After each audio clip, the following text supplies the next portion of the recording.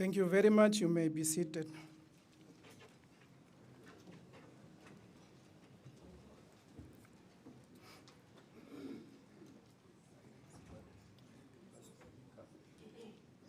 Honorable Minister Sankwasa, James Sankwasa, Minister of Urban and Rural Development. Honorable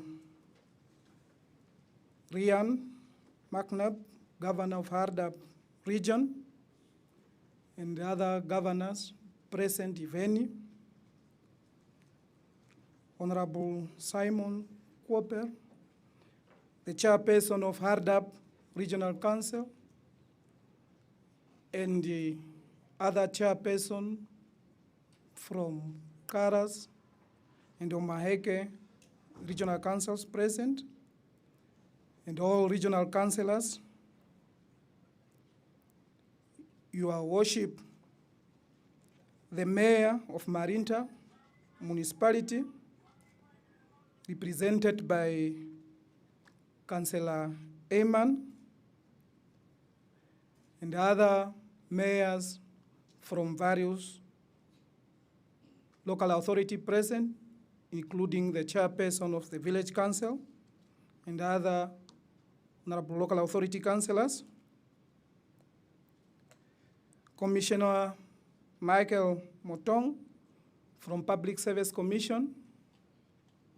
I believe our special advisor to the Honorable Minister, Dr. Ntumba, might be among us or is still on his way. I also recognize him.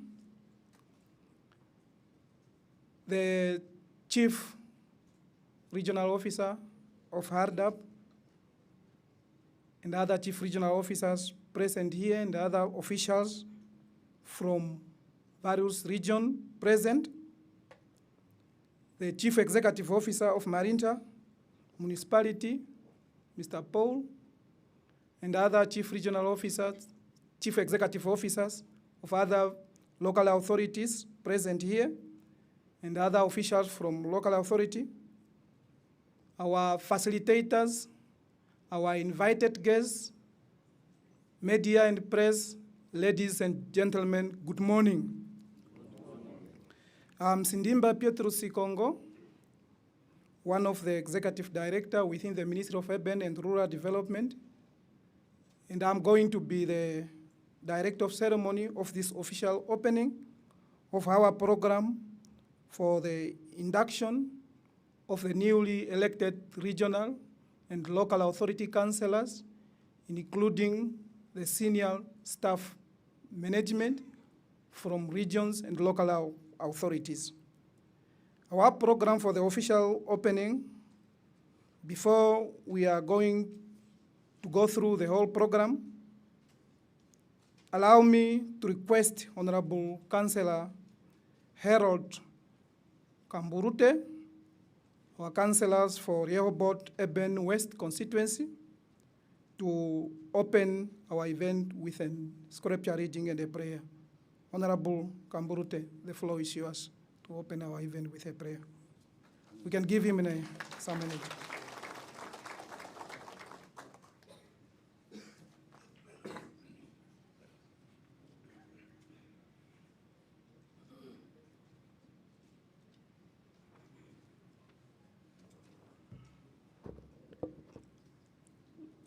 Good morning, Honorable Minister Sankwasa, James Sankwasa, the King of the Ministry of Urban and Rural Development,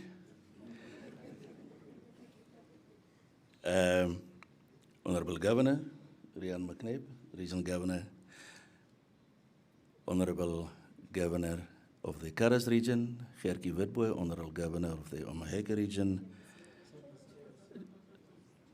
My apologies, I'm overwhelmed. Chairperson of the Cadres Region, Honorable Gerkie Witbooi, and Chairperson of the Omaheke Region, Honorable Rocco Nguvawa, Chairperson of the Hardap Region, my own Chairperson,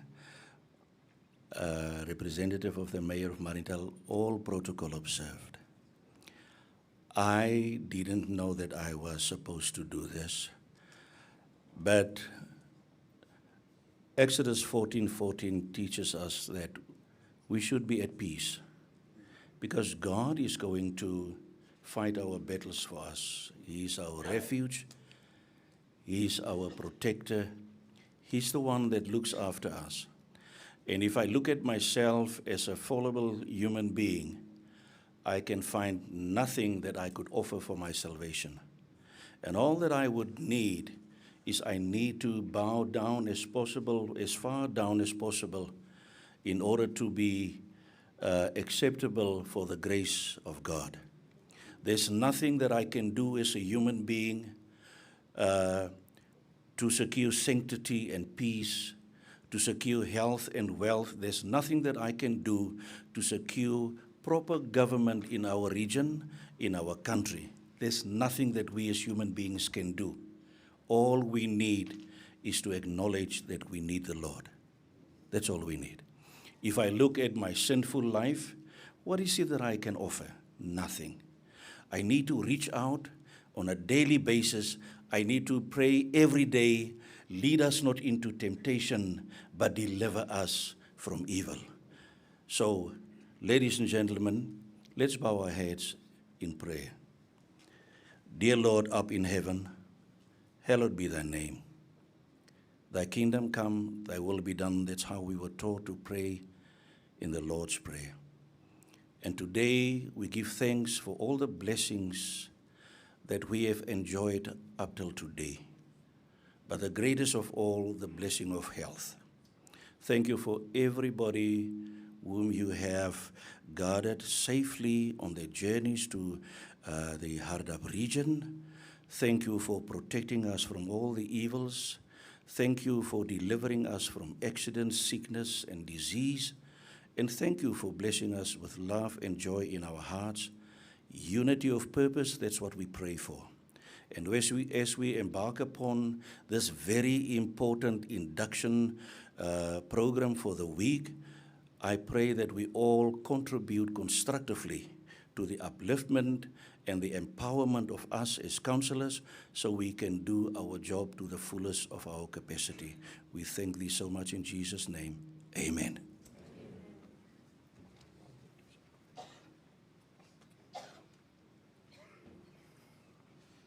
Thank you very much, Honorable Kamburute, for the scripture reading and the prayer. Can we give him a round of applause? It was so powerful, scripture reading and the prayer. I hope we are going to repent throughout the whole 5 days while we are here and even going back. So thank you very much for that powerful prayer.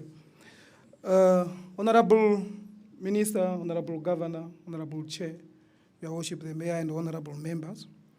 Before now, we are going to be official welcome in Hardap region and in Marinta municipality in particular. Let me give a brief introductory remarks. Honorable Minister, as you can recall, last year, 26 November 2025, Namibia went to the poll and elect their leaders of their choice that's going to lead them for the next 5 years.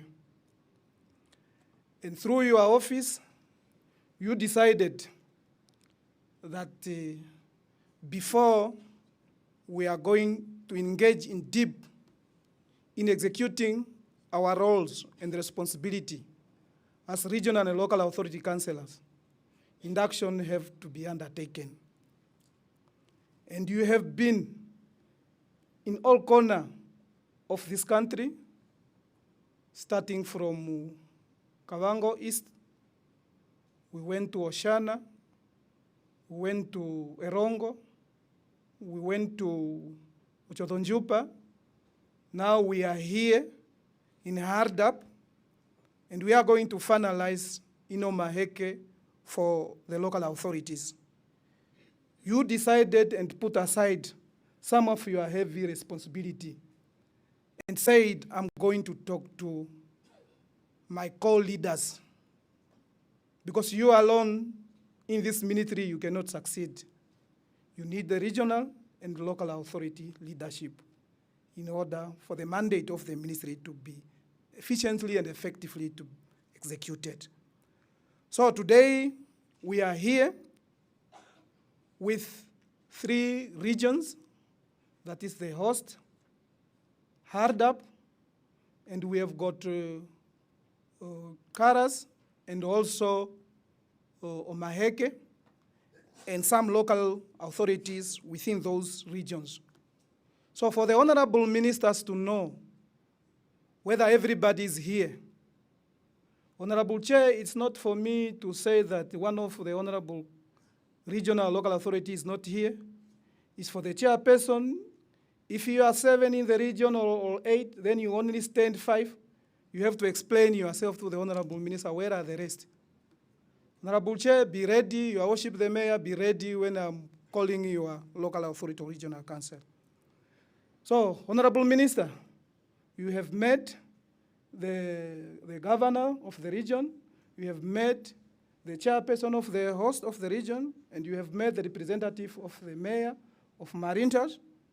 It's now my honor to show you through the chairperson of the Hardap Regional Council to request the honorable members or councillors of Hardap to stand with the chairperson for the honorable minister to see you. And the honorable chair count your honorable councillor. If the one is not here, please explain to the honorable minister where is the other one. If it's confirmed, then you can say, you confirm to the honorable minister that you are all present. Honorable Minister, we are all present. Thank you very much. Can we give them a round of applause?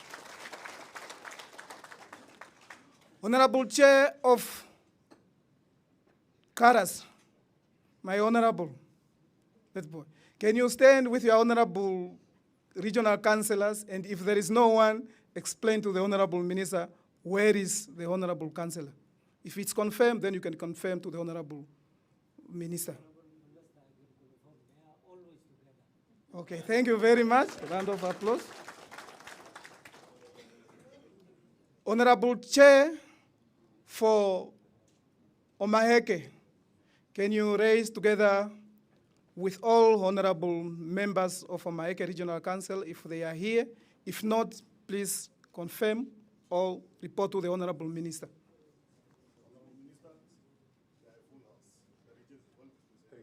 Thank you very much. It is very good. Can I now come to, let me confirm the CROs or the acting CRO for Hardap, which your staff members also are present. Can you raise?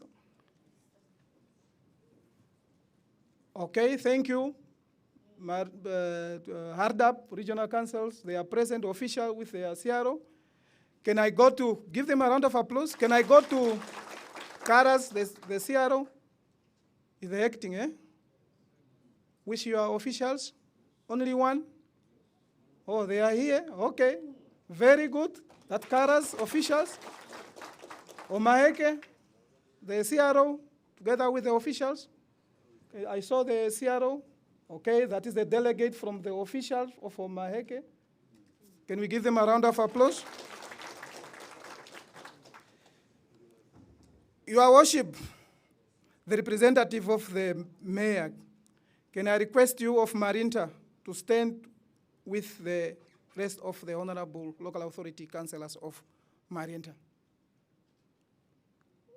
The honorable minister was already informed about his worship, the mayor. He is away. Is there anybody apart from the mayor, or are you all?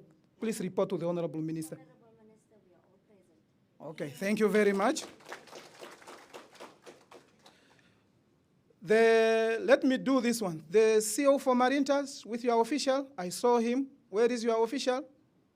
Because you are hosting us, then you are only alone here. Where is your official? They must be present. You are alone. Please, you are hosting us during the induction. We want also some senior official to be present. Thank you very much. We can give them a round of applause. Can I go to the town council, Karasberg? Town council, the mayor. Okay, thank you very much. The CEO for Karasberg with officials? Alone? You are alone? Okay, thank you very much. A round of applause. Can we go to Oranjemund? Your Worship the Mayor? Can you confirm to the Honorable Minister if you are all present? Or one is? Okay, thank you very much, Oranjemund. Your Worship the Mayor, Aranos, with the Honorable Councillors, can you confirm? Okay, thank you very much. Did I request the CEO for Oranjemund? No. CEO for Oranjemund, my apology, with your team. Are you alone also? I'm alone. Why is it? I have seen Marinta, Karasberg, and the Oranjemund.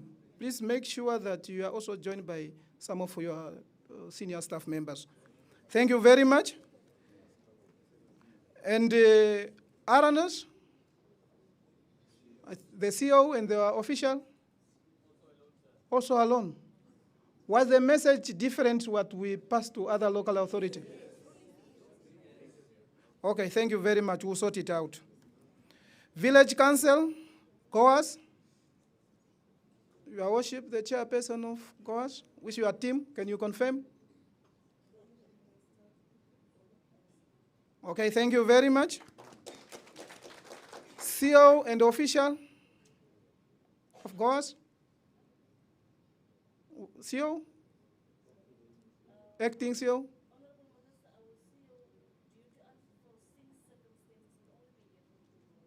Okay, but you are two present. Oh, the management. How comes that Goas receive a different message than other local authority? Okay.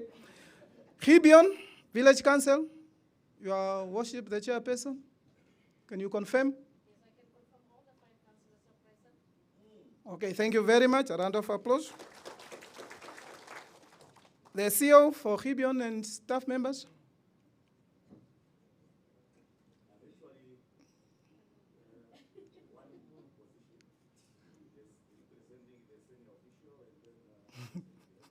Okay, but that was not the intention. Thank you very much. The intention that we're supposed to come with your senior. Kalkrand, Village Council. Honorable Chair, can you confirm?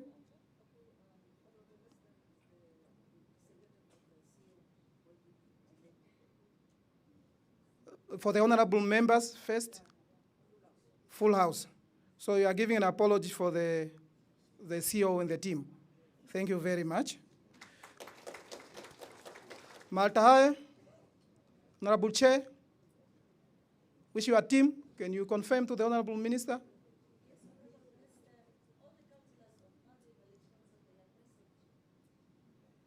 Okay. CEO and your official, thank you very much. CEO?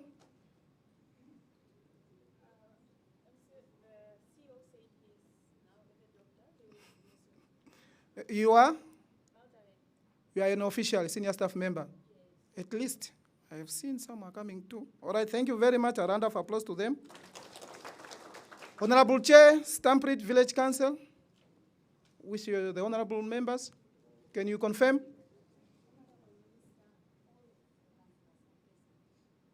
Okay, thank you very much. Honorable CEO for Stampede, with your team.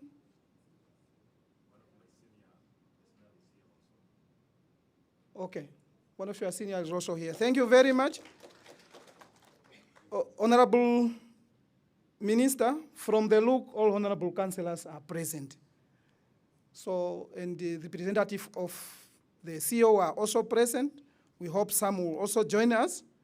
Honorable Ministers, as you have requested, we have also requested each regional council and local authorities to come with their Local Authority Act, Regional Councils Act, standing rules of orders for regional council and local authorities.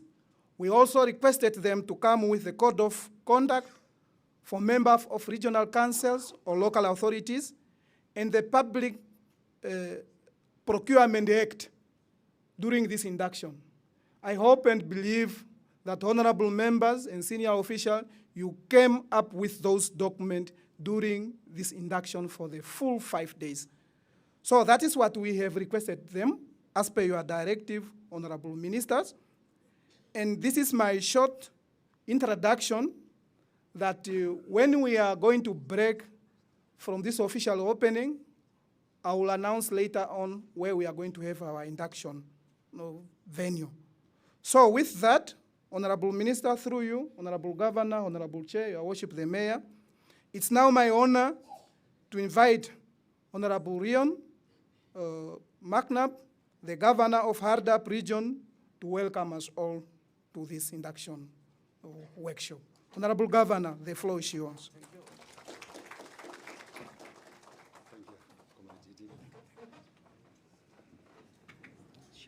Oh, no. Minister. Thank you.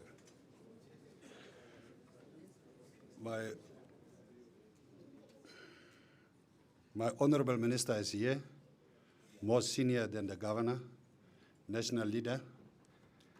Thank you so much, Director of Ceremonies, and our Executive Director, Honorable Sankwasa, James Sankwasa, our Minister of Urban and Rural Development.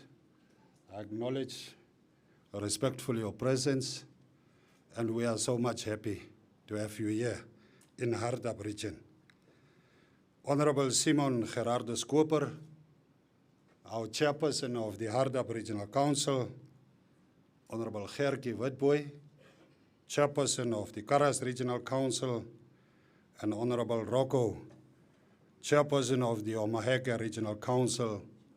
Allow me to say all honorable councillors, management members, members of parliament of the respective regions present here, Your Worship, Honorable Ethel Isaacs, represented by Honorable Kylie as the Mayor of Marindal Municipality, all honorable mayors and chairpersons of different village councils and town councils, Mr. Werner Kutsie, the acting Chief Regional Officer and all Chief Regional Officers present, and all CEOs of town, as well as CEO of Marindal Municipality, senior officials, heads of line ministries and agencies, NBC and all media houses, distinguished participants, ladies and gentlemen, good morning.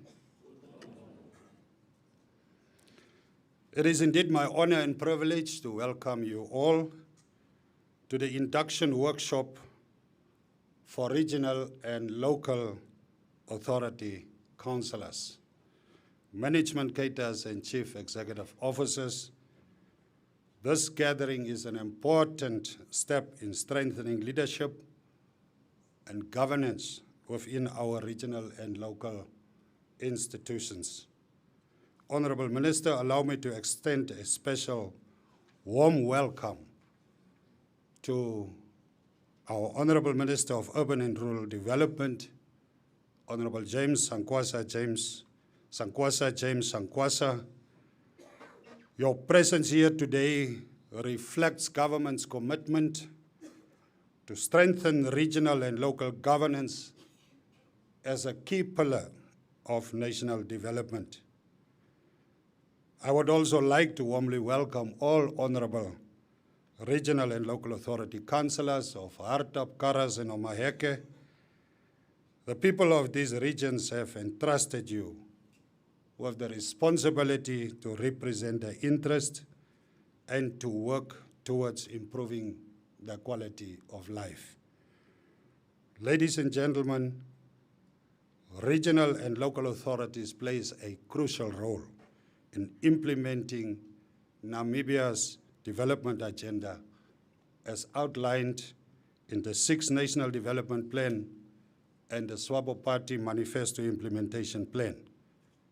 These frameworks call upon us to strengthen governance, accelerate service delivery, and promote economic development and improve the living conditions of our respective residents. As leaders at the level of government closest to the people, you are the front line of development. It is through your leadership that national policies must translate into practical results, whether through improved infrastructure, better planning of our towns and settlements, or the service delivery of essential services to our communities. So this induction workshop is therefore important.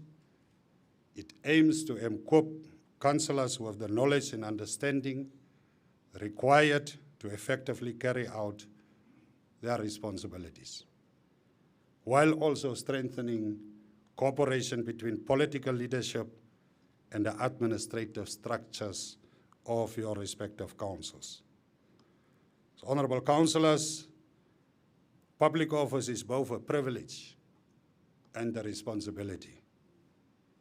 Our communities expect dedication, they expect accountability and hard work from those that are entrusted with leadership. We must therefore remain committed to serving our people with integrity and ensuring that public resources are managed responsibly. As we implement the priorities of NDP 6 and the SWAPO Manifesto Implementation Plan, we must focus on people-centered development and ensure that no community in Hardap region, Karas and Omaheke is left behind. So as our President, Her Excellency Dr. Netumbo Nandi Ndaitwah always would say, we are too few to be poor. We are here as leaders. This is our time.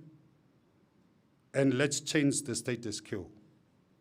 And we can only do that by implementing our national development plans. Finally, let us use this workshop as an opportunity to learn, to share experiences, and to strengthen our commitment to serve. Through cooperation, discipline, and hard work,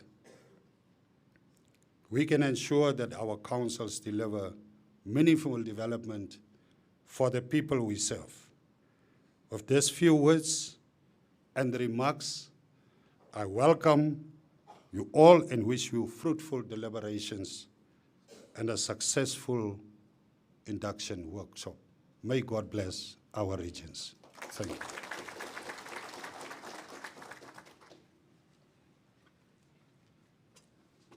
you. Thank you very much, Honorable Governor, for welcoming us all in your beautiful region and for also reminding us that leadership is a shared responsibility.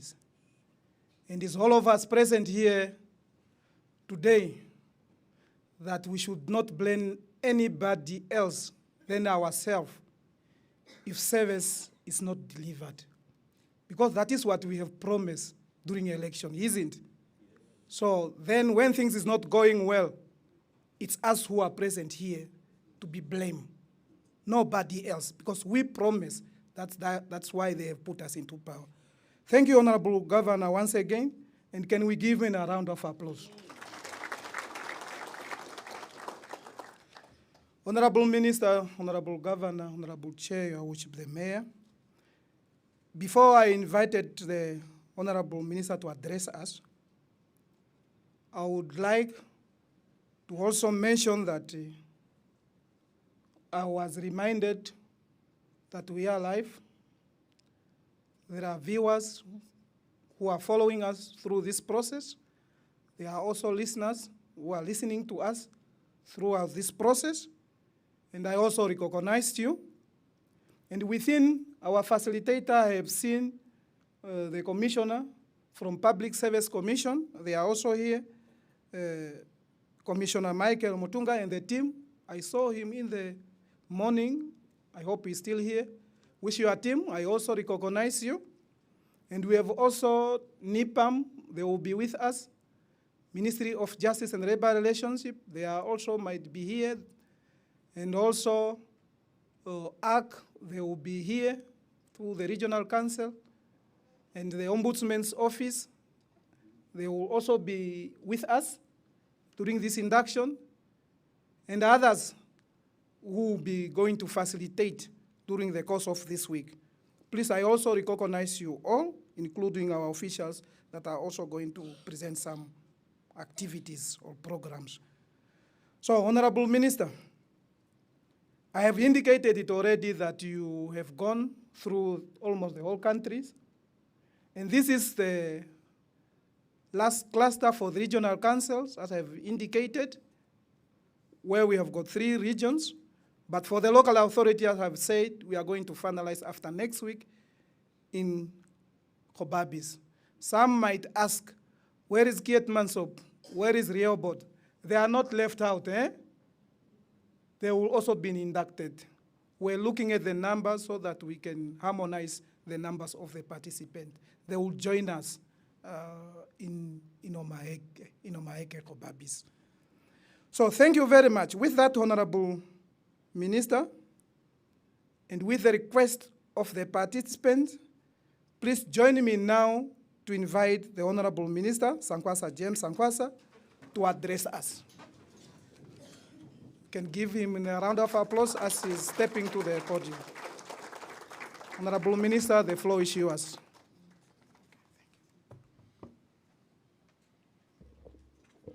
I am vertically advantaged, so can someone adjust this one?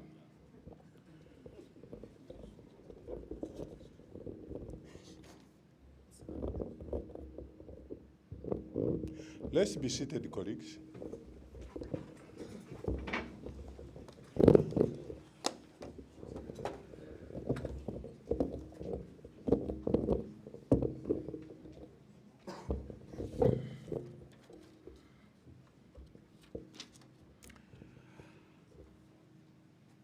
Director of Proceedings,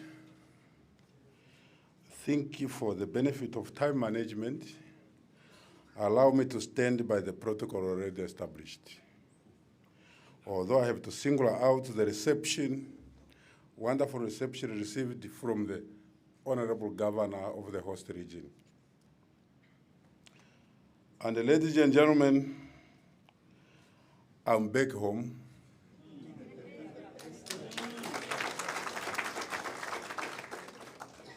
Marienthal, hard up, I'm back home. But the question is, which home am I coming to? How is that home? Director of Proceedings, on the program since official opening and the integration of newly elected councillors by Honorable Sankwasa. So I have to officially open this workshop. I have to integrate newly elected councillors into the system of governance. And that is what I will do. Good morning to you all. Good morning. It's both an honor and a profound privilege that I stand before you today as the appointed Minister of Urban and Rural Development, entrusted with a portfolio that sits at the very heart of Namibia's required national transformation. I want to repeat, national transformation. The place where policy should meet people, where governance should supersede politics or political affiliation, and where expected accountability should and meet the ground, and where development promises made during 2025, November regional local authority election should have and must yield tangible results for the electorate as promised. Allow me from the onset to congratulate you and thank you all for being elected on behalf of your political parties to lead the constituencies, being the regional local authorities in Namibia. I take this time firstly to formally inform you all that during my tenure as Minister of Urban and Rural Development, we will continually interact and consult on matters regarding regional and local government, including traditional authorities, because they form part of this ministry. To take stock of our performance in regard to the promises we made during the elections. Secondly, that we all appreciate the fact that Namibia is a unitary state as per Article 1 of the Constitution of the Republic. I want to repeat, during the tenure of Sankwasa, we will take stock of our performance.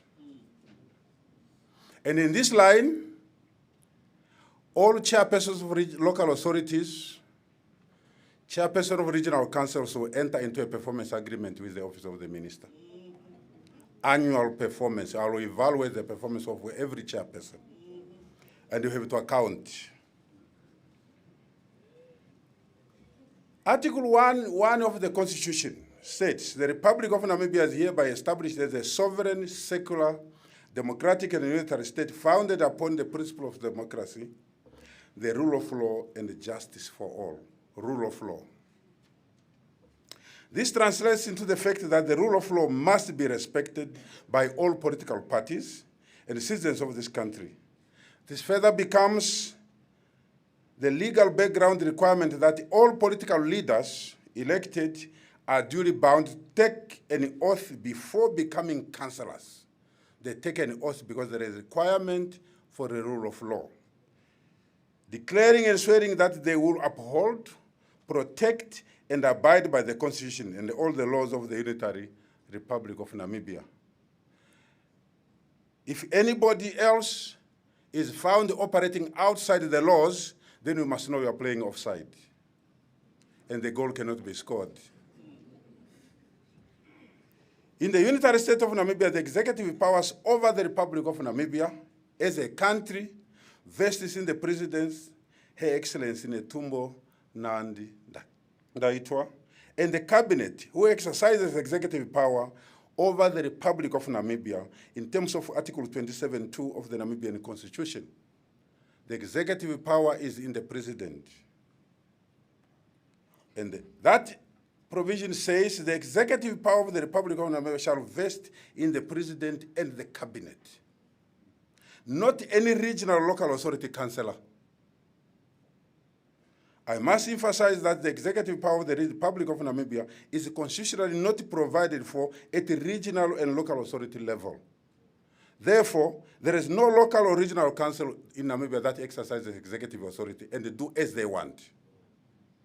They have to follow the rule of law.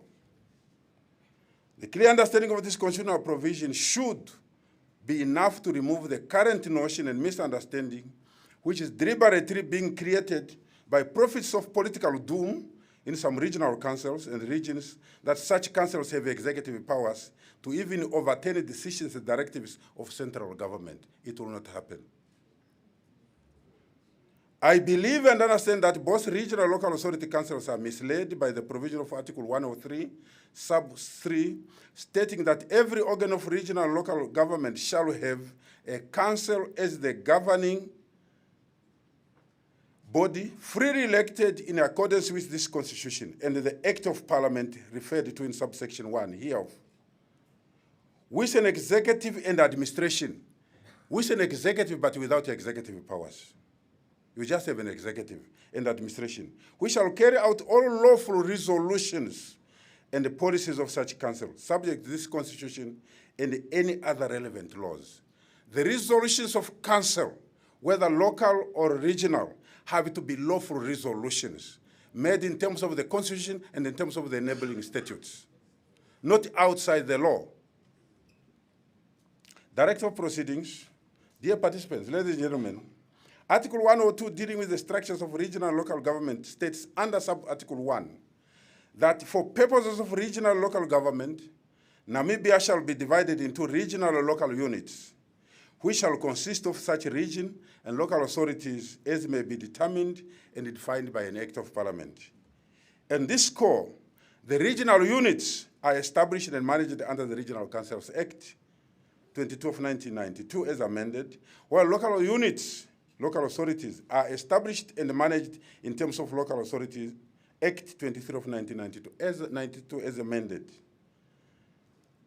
This is in response to the requirements of the Constitution that Namibia should be divided into regions and local units.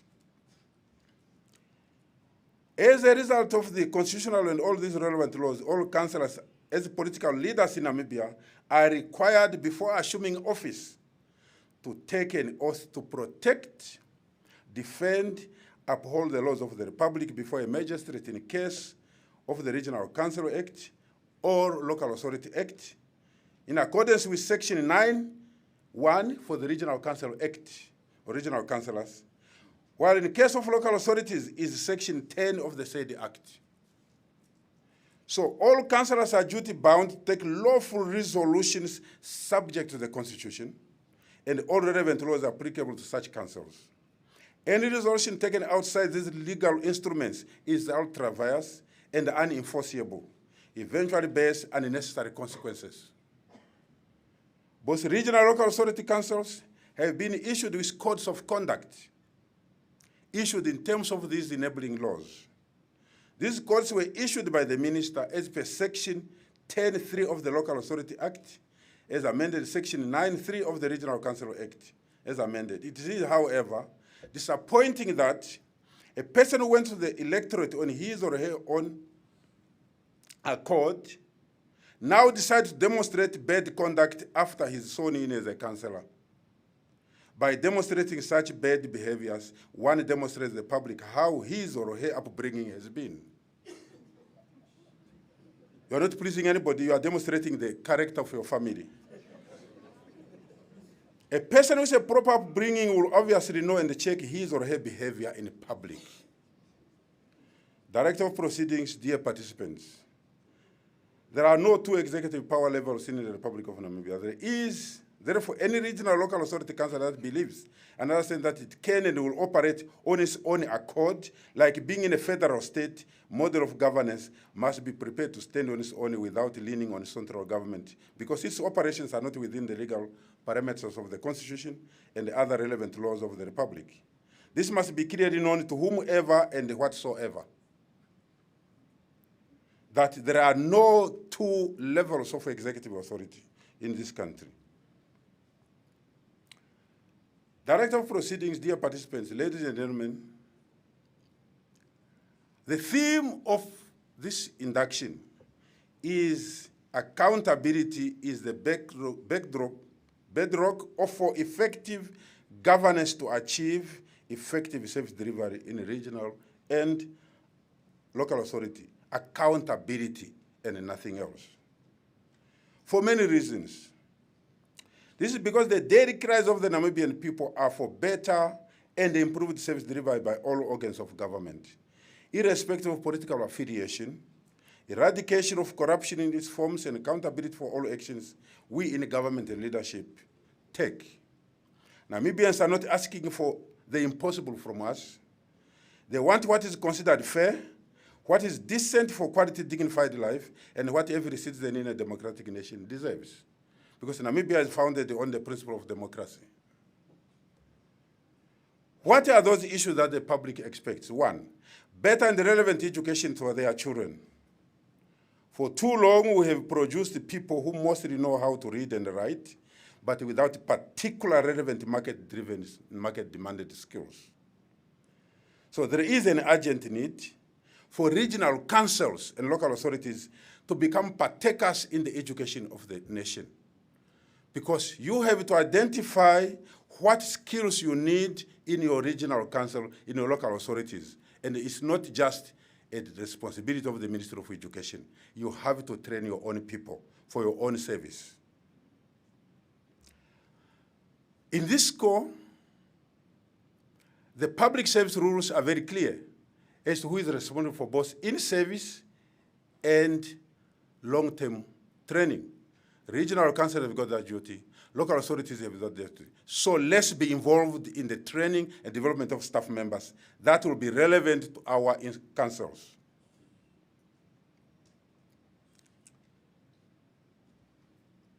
They require creation of stable jobs, livelihood opportunities in all sectors of our country, by ensuring that the development projects targets are reserved for the Namibian people. For too long, we have witnessed a preference of foreign nationals in the name of track record.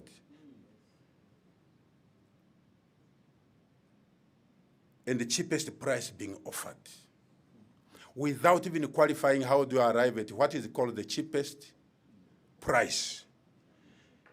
And the difference between the cheapest price and the lowest price, because these are two different things. However, those in procurement are looking at the figure and say this is the cheapest. It might not be the cheapest, but the most expensive. And as a result of this understanding of track record, the cheapest, most of the projects are being given to foreign nationals. I must state in no unequivocal terms that in time for Namibia First has come and it's now.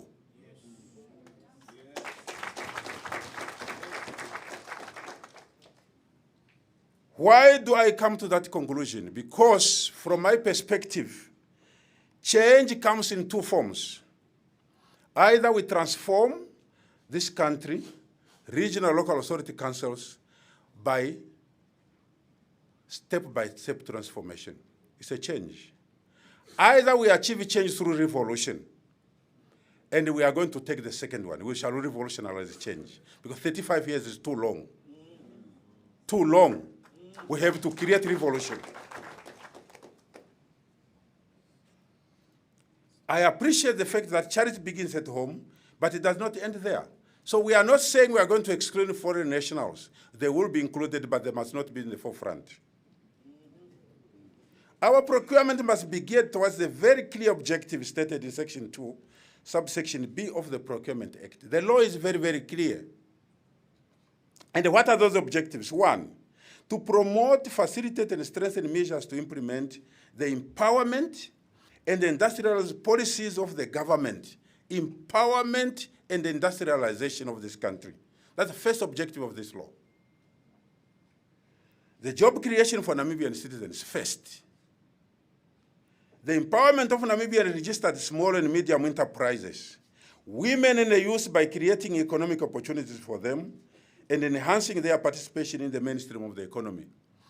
Part of the performance agreement between my office and the chairperson of councils will be to report at the end of the year how many women, how many youth have been empowered through the procurement of the councils. You have to state. Sourcing of goods manufactured, mined, extracted, or grown in Namibia and local services and labor, including local entrepreneurial development. You have to identify and develop the local entrepreneur, whether at the regional level or at the local authority level. Then it comes the biggest one, preferential treatment. If this has to be achieved, the law says there should be preferential treatment in the allocation of procurement contracts.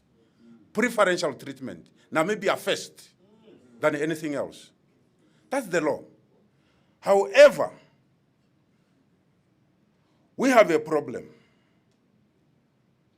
When it comes to Namibia first, we have companies that are Namibian owned and those that are foreign owned. But Namibian registered companies as per the Act, we have to take it further and analyze it. If it's Namibian owned, is it Namibian owned if it's Namibian registered? So many foreigners have registered companies in Namibia to qualify for tenders, so that they can qualify and say, my company is Namibian registered, but it's foreign owned. Let's look at the shareholding of that company. Who has the highest share? Is it Namibians? Is it foreigners? Some foreign companies are even using local names to get tenders so that they become relevant. And those in procurement, I say, oh, the registration is Marienthal. That's the address. You end there. No.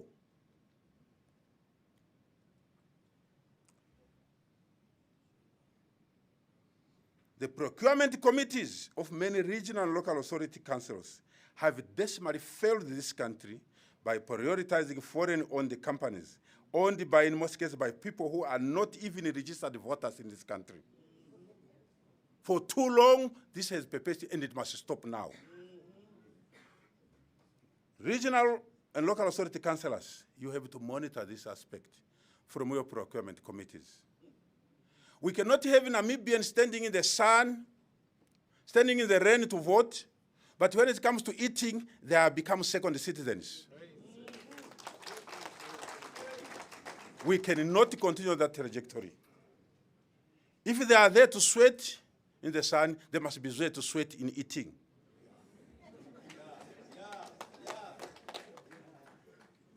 Director of Proceeding, let me pause to ask a question. Which council present here today have a compiled register of Namibian registered small enterprises owned by women and the youth? Which one?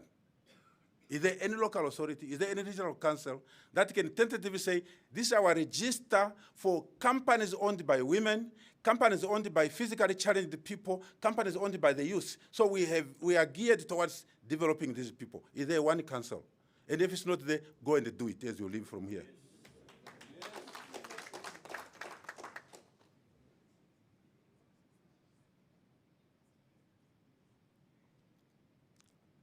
And we are begged by laws in this case. When it comes to preferential treatment of tenderers in terms of the Procurement Act, there is also what is called the Affirmative Action Act of 1998. That says, that reads within the Constitution that says, it is not discrimination to reverse the discriminatory practice of the past. It's not discrimination. And then nobody can take you to court if you are applying affirmative action. For now, that act is only left for employment, wherein, again, it's not properly implemented because it's reduced to comparing a man and a woman.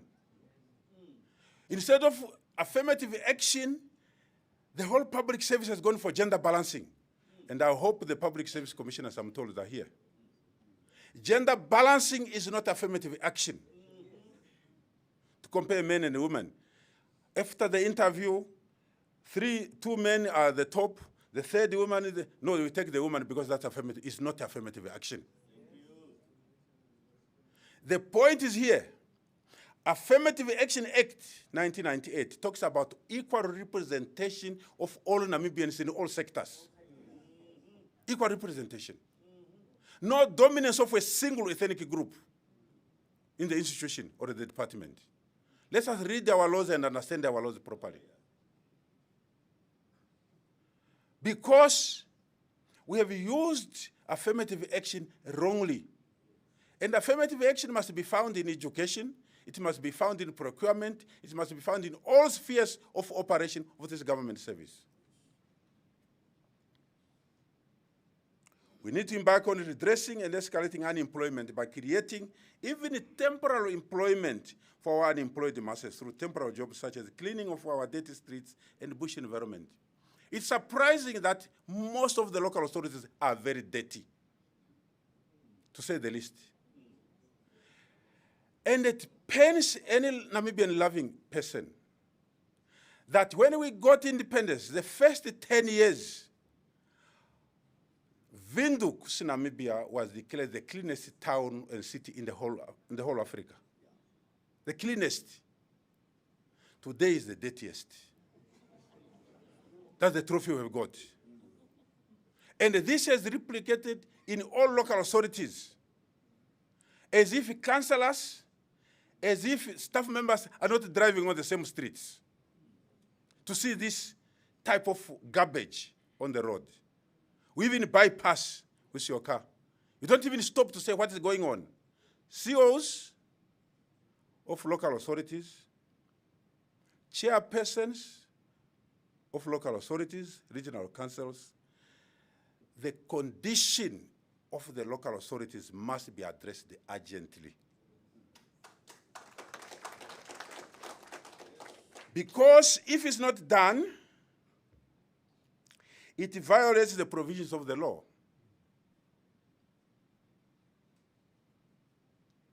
in the sense that the Local Authority Act places a duty on local authority councils to make sure about the cleanliness and the cleaning environment of a local authority. It's a law. And if it's not done, it indicates that that particular local authority is failing to do its job. Because that's the requirement. Therefore, in terms of existing enabling legislation, there is nothing that stops both regional councils to be involved in cleaning our streets. Use the unemployed youth. Use the unemployed people to give them temporary jobs, 4 months, 6 months, and pay them off. The town will be clean. At the moment, you are banking on the issue, we have no money, we have no money. The ministry has budgeted for these temporary jobs, but you are not taking advantage of that. You are not taking advantage of that. Your job is to listen up with the ED, to say, want to employ 60 people here for a month or two, this will be the cost. Can you provide the budget? From that money that is set aside for creating of temporal duties and jobs, it's there. The provision of decent, affordable housing and security of tenure, which is the bedrock for our local authorities' duties and functions. Provision of decent, affordable housing. The reason this country went to war was not for bread. It was for land. People died to make us have access to land. Why are we not having access after 30 years, 35 years of independence? Why are we being continually denied access to land? And who is denying us? The very people that came and say we want to bring change. Where is the change that you promised the people? Where is it? Local authorities are selling serviced land to private investors instead of servicing the land for the poor people. With government money, you are giving this service to private individuals. And what is the cost? Sometimes, in certain instances, this land is being sold to private investors at $20, $30 per square meter. This is the little you get, 70,000, 60,000 for a plot in a local authority. But these private investors go to sell the same plot at 700, 800 per square meter. Have you looked at this as local authorities? Or it doesn't concern you? It only concerns Sankwasa. You need to look into these mathematics. In some instances, again, when these private investors are even given serviced land, you are selling it $7, $6 per square meter because it's not serviced. Yet you are giving this to private investors. Take it further. Who is the target market of these private investors? Is it the lower class of our citizens? Is it the upper one? If it's the upper one, the next question will be, where is the majority of the voters? Are they upper or lower? Now, why do we do the wrong mathematics and expect to pass the examination?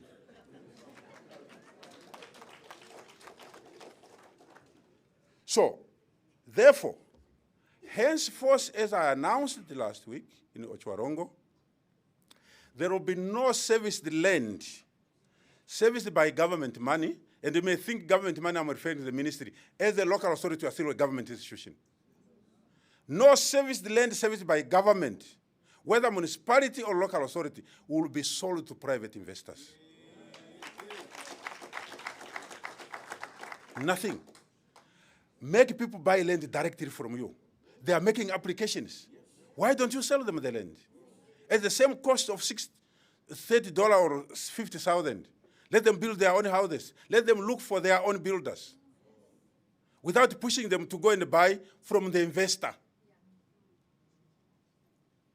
So therefore, colleagues, changes have to be here, and the changes are coming with a revolution.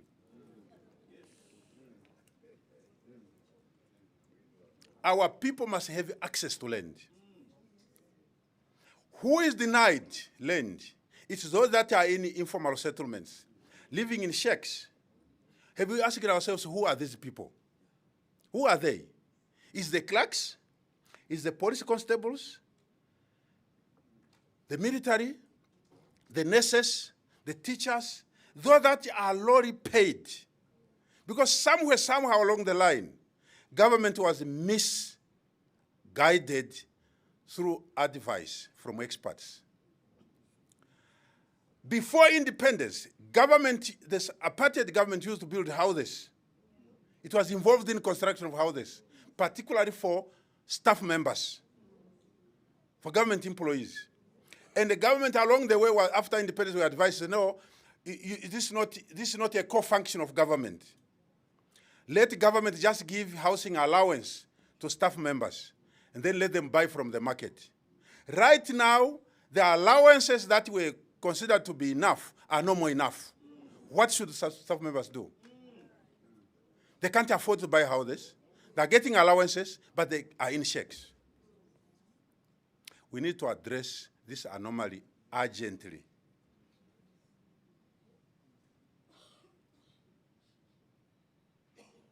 Regional councils, local authority councils are also legislatively empowered to be involved in construction, not just to dish land to investors. There is nothing that stops a regional council, nothing stops a local authority council to construct houses in terms of the law. How many houses have we constructed? Ask yourself, as a council. Because here, it stands that in section 28 of the regional council, go and read it. The regional council can borrow money from the bank, provided that borrowing is guaranteed by the Minister of Finance on the recommendation of this ministry. Have we done that? The local authority, in terms of section 30, you can borrow money to construct houses. And I want to tell you, one town council has already done that. They're busy building 150 houses. Because it's easier to borrow money for construction, since housing is a revolving fund. Houses that you construct on the loan that you get to construct houses will be self-paying, because people will be paying back in these houses. Why are we not doing that? And as honorable councillors, what are we doing on the housing? Because this is what we need to do, to house our people. If we are not housing our people, you go to people to campaign to vote for you when they're not even housed. You don't even know how slept last night. Do you think they'll receive you better? So let's provide housing for lower and ultra-lower income group. This is the target of government. This is the target of government. And we need to revisit also the cost that we need to charge for private investors who wants to buy now and must qualify for virgin land. We need to revisit, not $6 when they're going to charge $1 million. No, it's not correct. We need to revisit the rate. That these people must acquire land at that proper cost.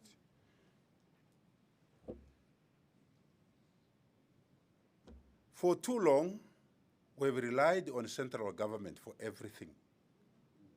Everything. And the government does not have that enough money. But money is with our people. The informal settlements. Just last week, we launched a housing project where in those houses are costing 50,000, 40,000.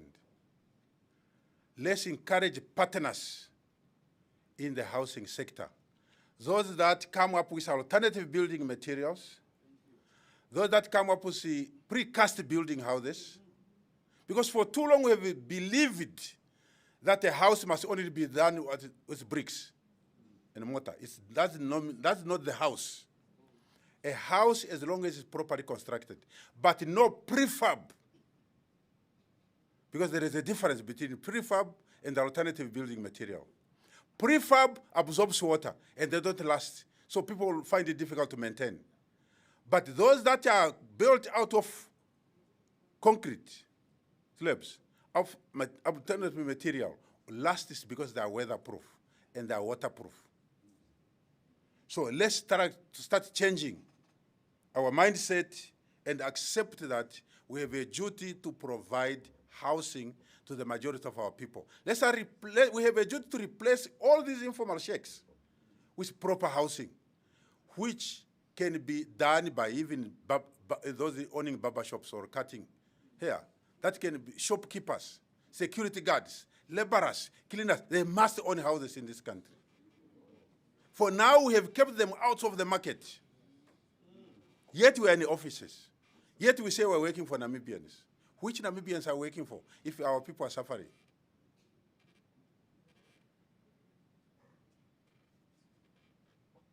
Director of Proceeding, my simple analysis is that the most citizens residing in informal settlements are workers from the middle to low and ultra-low income groups. And these are the people that the government is servicing land for,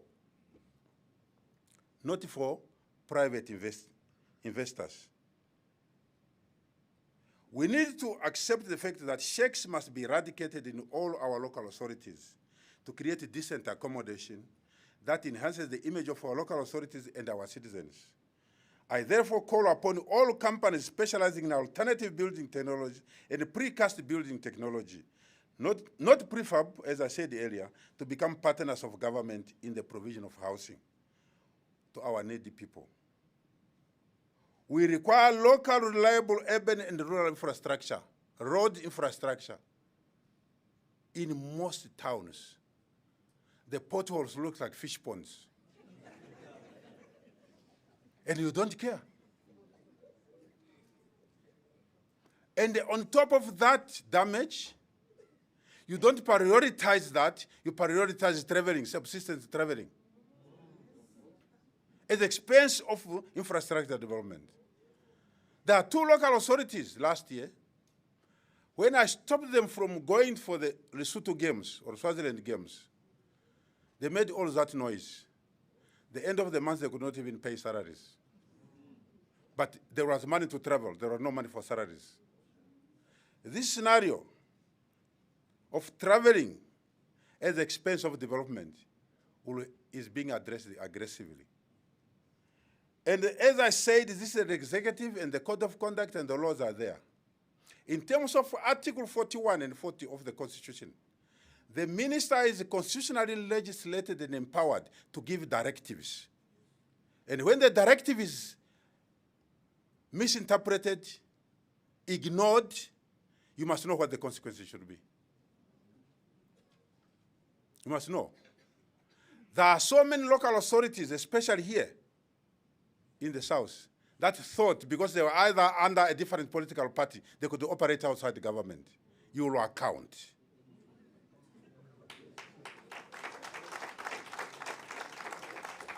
The money you are using to travel, to ignore directives, is not your party money, it's government money.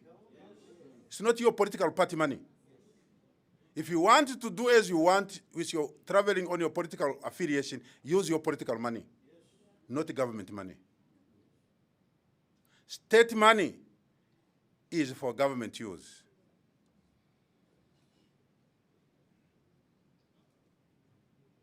So therefore, infrastructure in our local authorities needs urgent attention. And the only time manna fell from heaven, for anybody, it was the time of Moses. Now no more manna falling.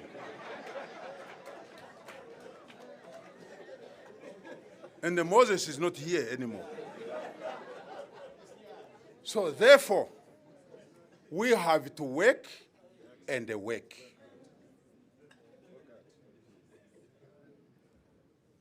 Local authorities, regional councils are owing NAM Water and NAM Power astronomical outstanding service bills. Astronomical. Just last week, Tuesday, NAM Water was on the verge of closing Rehoboth Water. Me and the Honorable Governor had to intervene What was the scenario? In 2020, when there was a change of political leadership in Rehoboth, the NAM water bill was 1.3, it was 3 million. Outstanding. And I'm glad the Honorable Councillor Bambo was there. Was only 3 million. As the change came on 26 November, the bill is 145 million. Is this what you promised? It's because people give wrong promises to the citizens. If you vote for us against SWAPO, you will not pay for services. And when you get into the office, you cannot tell them to pay because you told them they're not going to pay. Now bills are rising, and now you get out, you leave these bills, and when the water or electricity cut off, it's the citizens that suffer, not you. Because you have a wrong political agenda. Because you have wrongly campaigned. We cannot continue with the wrong politics. And we must differentiate between politics and the governance. We politicked until 25 November 2025. We're doing politics. We campaigned. Then we waited to write the examination on the 26th to see whether we were going to pass or not. Those that passed have passed and are here today. But when you pass the examination, you move to the next grade, isn't it? You moved from politicking to governance. Under governance here, there are laws. Under governance, there are laws. That's why the law says, before you get here, you have to stand and take an oath. To say you will be faithful, you will protect the laws. So therefore, in here, you are not a party functionary. You are a councillor. Staff members also work in terms of their political affiliation instead of their professionalism. You are a civil servant. When you applied for a job, you never said, me, I'm very good in campaigning. You said, I'm qualified, I have so many years of experience, I have so much skills. You never said you are a campaigner. But you get this job, your skills, your qualifications is forgotten. Now you're also a part of the campaigners in the council. It must stop. I must tell you at this juncture that the worst reports that I've received is from Karasbek. Are you here? Karasbek is worst in management. Kitmansop is worst in management. Are we together? These are the reports. Marienthal, you need to put your house in order. Stamprit, nobody would expect whether it was a council or it was somebody's pocket.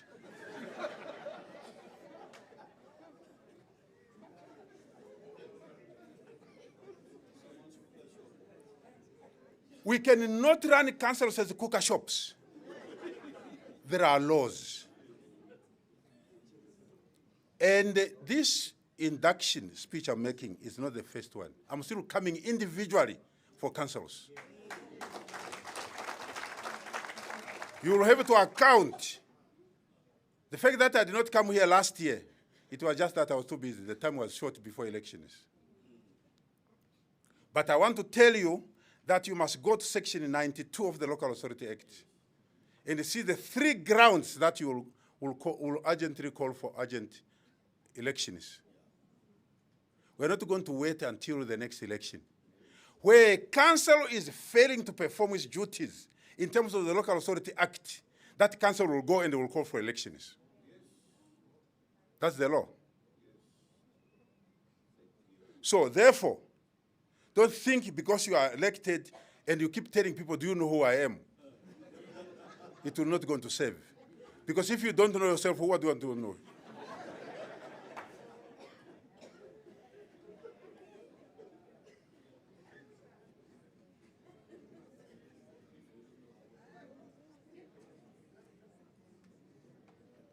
It is an open secret that the recruitment in regional and local authority councils is done only on a tribal basis, on a family basis, on a regional basis, which is corrupt.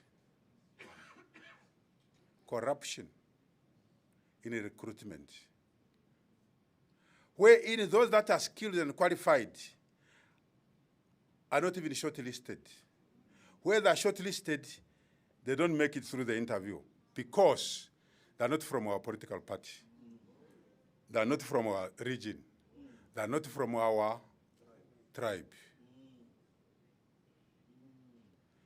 That is very short-sighted and a wrong mindset. Because for Namibia to be born as a nation, the tribes must die. There is no way you can remain in your tribe and expect that Namibia will be best out of that. When we keep saying one Namibia, one nation, it must have meaning. We cannot say one Namibia, one nation during the campaign. When we are in the offices, we say one Namibia, many nations. We cannot go on that trajectory. So the appointments, recruitment based on regionalism, tribalism, nepotism has to end. Because whatever is going wrong in these local authorities, when the matter goes to court, who is summoned? First responder is the minister. Now, I got to send in court when I was not even there when we were doing recruitment. Do you think I'm happy with that? That's what will make me come to you very angry. Very, very angry. Because I cannot answer for things that you are doing deliberately. Usage of budget money, funds that are made available are to be used appropriately. Most of the local authorities, especially here in the South, don't have chief executive officers.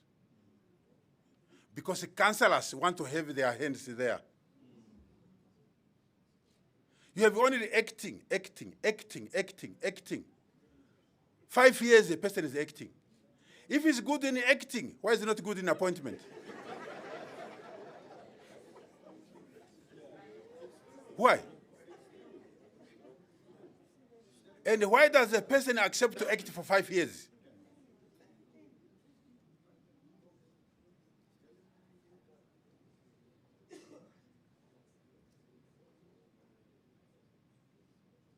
We need to govern Namibia as a country. Because when Namibia is messed up, wherever you are going to run, you'll be a foreigner. And if you check the international market, international world, only the black people are foreigners. Only black people are foreigners. Not the other races. The other races are visitors, not foreigners. That's why when you find, even the police were trained in the past, when you find a black person jogging on the road, he's running from the police. But when a white is jogging, he's exercising. We need to understand these parameters. It's not being racist, I'm being honest with everybody. Let us look after Namibia with all the care that we can. Because once it's gone, we will have ourselves to blame. I stand ready to walk the talk with you. And if you want to be my friend, do the right thing. I'm not here, neither was I appointed by the president to fire councillors. I was appointed to work with councillors to bring development. But if you invite me to remove the councillor, I'll do that. I'll do just that. If your removal means proper service to the people, then you have to be sacrificed. You will not stand between me and the development of the people that they need. No. You'll have to go. Because you have failed to live and deliver what you promised. And I want to tell you and share with you that if you read Article 41 of the Constitution, I am the ultimate administrator of this ministry. Because the Constitution says all ministers shall be accountable individually for the administration of their own ministries. And the collectivity for the administration of the work of the cabinet to both the president and to parliament. That's the Constitution. So I'm the ultimate administrator of this ministry. So when local authorities are failing, then I as an administrator have failed. And I will not allow anybody to cause me to fail.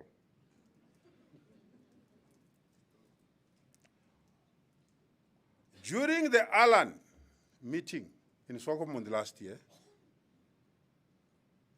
I directed all mayors or chairperson of village councils and chief executive officers of all local authorities to compile and submit to my office all outstanding municipal service bills of government ministries and all institutions, businesses state-owned, public enterprises, on or before Friday, 23 May 2025. Only a few did so. How many of you have submitted? None that I received from here. None. And the intention was for me to see how many big businesses, how many government institutions are owing the municipalities, so that we could impress on those municipalities, those institutions to pay, so that municipalities have got money, that local authorities must have revenue. But you didn't respond to that. Now the bills are going, we have no money to pay. Now you demand salaries, but you're not paying the bills. Salary increase. How do I authorize salary increase when you have outstanding bills that are not settled? I require that to be responded to. And the one that we dealt with is the Honorable Governor. I received that submission on Friday. It was required 23 May 2025. In the same vein, when these bills are being done, the outstanding, some companies, some local authorities have contracted a company for debt collection. Red Force. And when I said, those that have entered into an agreement, don't renew the agreement. Those that have not entered the agreement, don't enter an agreement. I did not stop any company from debt collection. I didn't. But my reason is that the way the contract and the debt collection principle is being applied is incorrect. Because right now, the people are owing money to the municipality. You give this to Red Force. Red Force has to charge on top of the 1,000 that the person is owing, they charge another 1,000. If the person could not pay you 1,000, how does the person get 2,000? Yeah. Ask yourself. And which law are you using in this debt collection? Because there is a law, the Usury Act tells about debt collection. That when you enter into an agreement with the debt collector, you must agree between you as the local authority and the debt collector as to how much percentage you're going to pay for all the money that the debt collector is collecting for you. You pay directly to the debt collector. That contract is not between the debt collector and the citizens. Because right now we have violated what is called contract law. Residents of towns don't have a contract with Red Force. They don't have. They have a contract with you as the local authority. But you push them to go and pay Red Force.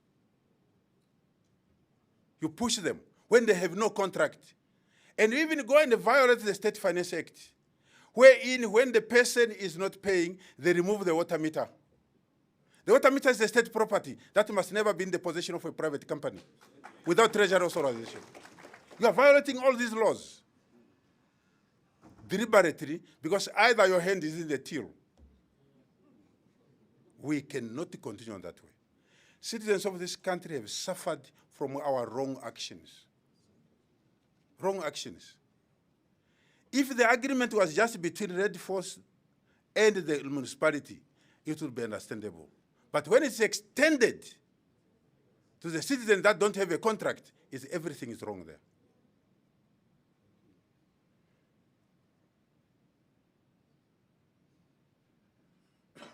So, dear honorables, dear colleagues, I was here in Marienthal. Honorable Councillor Vambo is here. Check with him with tea break. When I was Chief Regional Officer, I'm not a member of the council as a Chief Regional Officer. I was not. The councillor would sit there and they make a resolution. But once the resolution is made, then the Chief Regional Officer must implement this resolution. I would come to them and say, which law allows me to implement this one? If there is no law, sorry, I cannot implement your resolution. Because I'm a staff member, not a councillor. You should have asked for me to guide you properly. Which law authorizes you to do that? Because you took an oath to protect all the laws of the Republic. So don't make a resolution when you're not sure which law allows you to make that resolution. As the councillors, don't. Because this is where you find the councillors interfering in administration. And when the CEO is saying, no, this is not right, suspend. Suspend. I was suspended by Haddap Regional Council myself, but they never found a single charge. They're here. Not a single charge. Say, how do we handle this guy? And during that suspension, I started doing my consultancy. And one of my clients was Haddap Regional Council.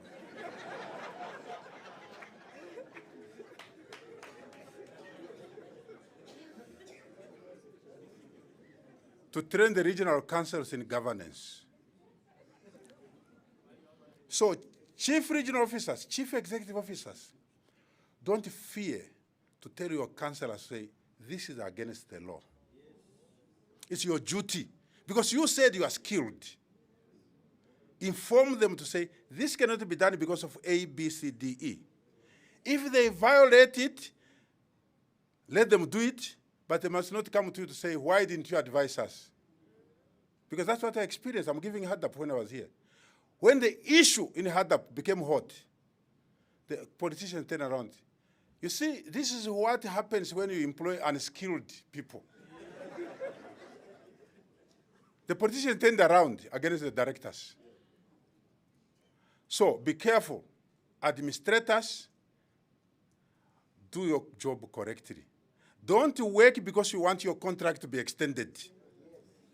And you let councillors do the wrong things, because what they are doing, you are also part of it. There is no way that the honorable councillors will be doing wrong things and you are doing the right thing. Whatever they are doing is on the basis of you advising them. So don't think if they are charged, you will be left out. You'll be the first one. As the chief regional officer, the chief executive, you'll be the first one.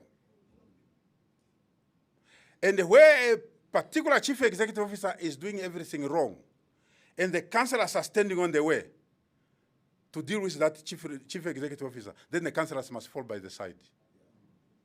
For the government to reach that chief executive officer and deal with him or her. So, I'm pleading, therefore,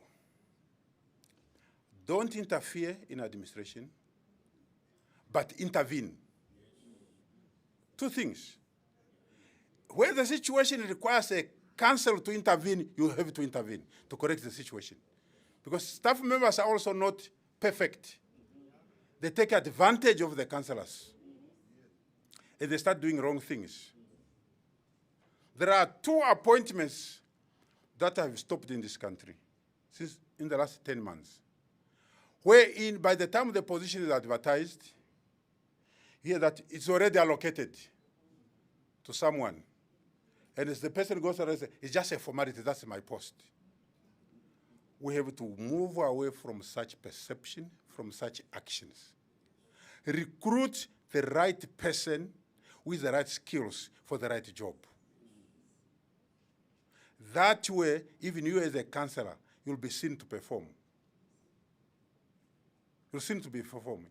So if you recruit the wrong person because of political affiliation, because of nepotism with your family, because of your tribe, you will not get it right. So I'm therefore saying, let's use the word intervention and interference correctly. In conclusion, with these many words, I now have the honor of declaring the induction training for 2026 officially opened. And I hope, as the program says, I have integrated you into the mainstream of governance. Go on and understand the laws. Because even staff members are saying, according to the law. When you ask which law, no, according to the law. Because they don't know the law. They lie around fooling people, say according to the law, even visitors, when they don't even know the particular law.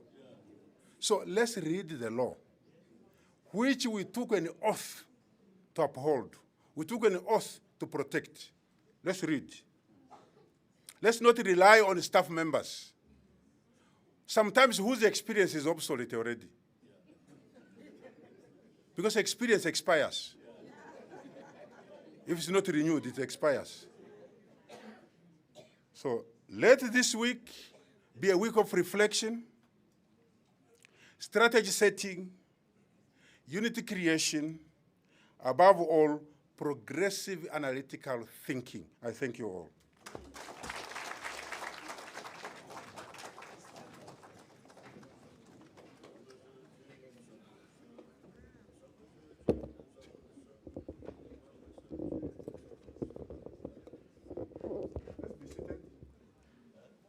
Thank you very much,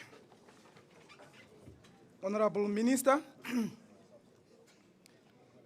What a wonderful address and speech.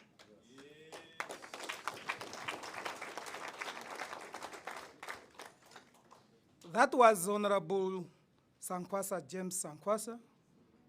For those who might happen to meet him for the first time, but I know we have seen him, or we have heard about him. He's a minister responsible, if I might say it, especially when you come to the land, you go to the traditional authorities. If it's in a communal land, you come to Honorable Sankwasa. You go to the regional council, you come to Honorable Sankwasa. Local authority, the whole Namibia. There is no way you can acquire land without coming through Honorable Sankwasa. It's not by his own will. It's by virtue of the power invested in him in terms of the Constitution of the Republic of Namibia. You heard him talking about the Article 40 and 41. So for those who might not acquaint yourself with those articles, I hope the Constitution will be distributed during the course of this week. Then please go and read it. Honorable Sankwasa, you are ready and inspired. Oh, yes. You have inspired everybody here. And I hope that we have taken note, especially when he talked about us, when integrated us into our new positions. Resolutions, decision of the councils must be what? Lawful. Not because we are councillor, we have decided this one. COs, we have been reminded for that. We took oath. Let us check those sections of the Regional Council Act, Section 9 and 10 of the local authorities, that when we took oath, what did we promise? To uphold what? The Constitution. And he reminded us what? We are a unitary state, not a federal state. So, I hope we have, all of us heard that one, that Namibia is a unitary state. And when we took those oaths, we also at the end say, what? Help me who? So, and when we were still young, we believe that there is nothing you can say against God. Ne? When you say, help me, God, let him help you, Not to go the other way around. Because that is what we did, honorable members. So thank you once again, Honorable Minister. Can we give him a round of applause again? Without wasting time, Honorable Minister, Honorable Governor, Honorable Chair, Your Worship the Mayor, and honorable members, it's now my honor to invite Honorable Kali Ayman, who's representing Her Worship the Mayor, to give us the vote of thanks. After that, I'll give an announcement before we conclude with our AU and national anthem. Your Worship, Honorable Councillor Akali, the floor is yours to give us a vote of thanks.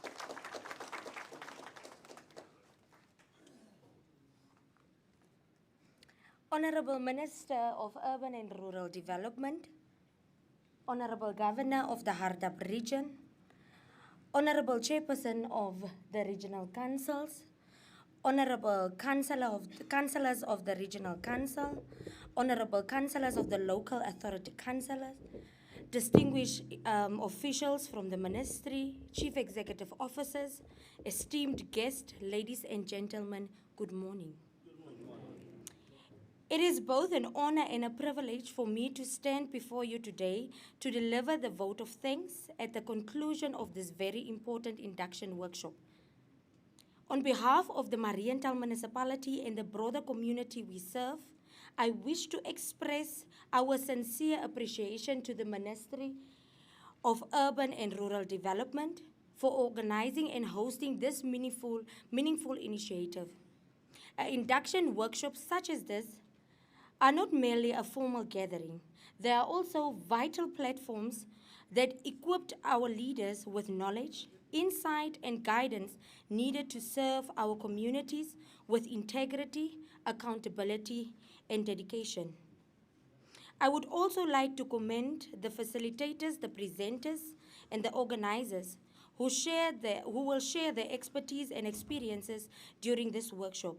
Your willingness to guide and mentor our leadership plays an important role in shaping effective governance and sustainable development within our towns and regions. To the newly elected councillors and chief executive officers, your presence here reflects a commitment to growth, collaboration, and responsible leadership. The knowledge and the perspectives gained during this training will undoubtedly contribute to the stronger institution and improving service delivery for the communities we represent. Finally, I would like to thank everyone who contributed to making this workshop a success, from the organizers behind the scenes to every participant who actively engaged and who will actively engage in discussions. As we move forward, may we continue to work together with unity of purpose, guided by the shared vision to build a vibrant, accountable, and thriving local and regional authorities for the benefit of our citizens. With these few words, I once again express our sincere appreciation from the Mariental Municipality and my team here. I thank you.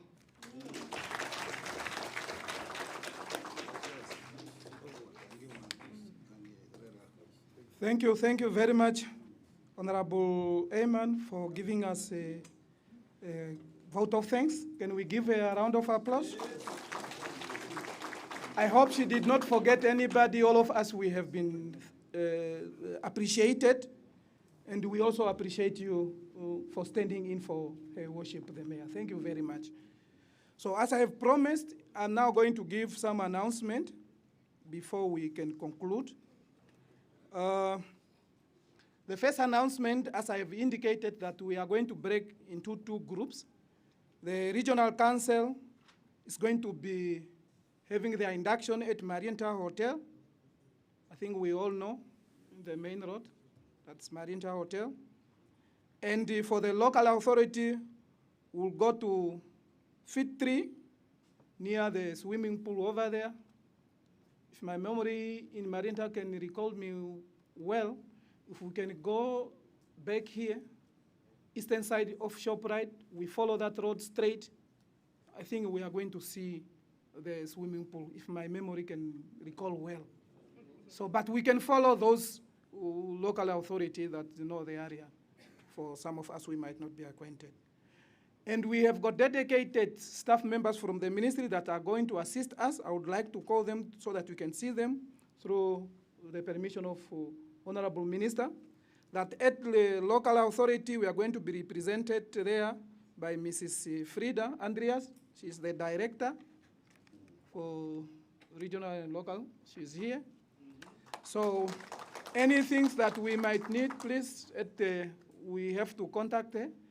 And on the regional council, we are going to have Mr. Nambala. He's a deputy director. He's representing our acting deputy executive director, Mr. Sikavongo, for subnational government and traditional authorities affairs. So he's going to be the contact person. So when we need anything, we should approach this with the team. The teams are all here. We have got secretariat from the ministry. So through them, we are going to be assisted. And secondly, on the program, we have got also a refreshment. We are not going to have a refreshment here. Immediately after we are going to leave this, this hall or this chamber, we are going to those respective venues I have mentioned. We are going to be served with a refreshment before we are going to start with our induction. Thank you very much. These are the team that's going to assist us with the rest of the team. So from our side, I know NBC, I would really like to thank you. It was not easy to get them on board. I know, and I thank really your leadership, whom I talked to personally, for you to cover this event live, and we really appreciate for your cooperation. Please give our greetings and regards to the leadership of NBC through the Director General. So with that, it's now my honor to request everybody to raise so that we can have our AU and national anthem. Once we are done, while we remain standing, we allow the high table, the Honorable Governor to escort the Honorable Minister with the team to go first, then we can follow to our respective venue. So thank you very much, and where I did not do well, please, it's not intentional, eh? I will improve next time. Thank you very much for according me this opportunity.